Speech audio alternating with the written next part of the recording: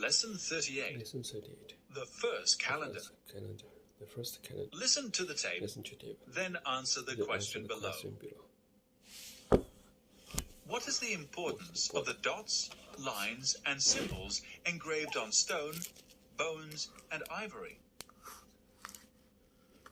Future historians will be in a unique position when they come to record the history of our own times. They will hardly know which facts to select from the great mass of evidence that steadily accumulates. What is more, they will not have to rely solely on the written word. Films, videos, CDs, and CD-ROMs are just some of the bewildering amount of information they will have.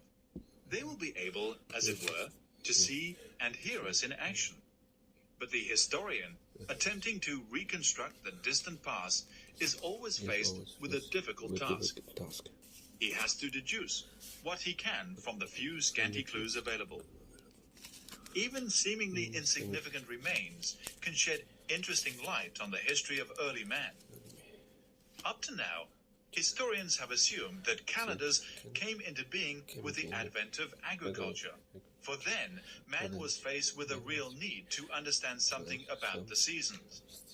Recent scientific evidence seems to indicate that this assumption is incorrect. Historians have long been puzzled by dots, lines, and symbols which have been engraved on walls, bones, and the ivory tusks of mammoths. The nomads who made these markings lived by hunting and fishing during the last ice age, which began about 35,000 BC and ended about 10,000 BC. By correlating markings made in various parts of the world, historians have been able to read this difficult code. They have found that it is connected with the passage of days and the phases of the moon. It is, in fact, a primitive type of calendar. It has long been known that the hunting scenes depicted on walls were not simply a form of artistic expression.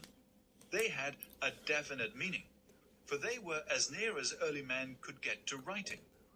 It is possible that there is a definite relation between these paintings and the markings that sometimes accompany them. It seems that man was making a real effort to understand the seasons 20,000 years earlier than has been supposed.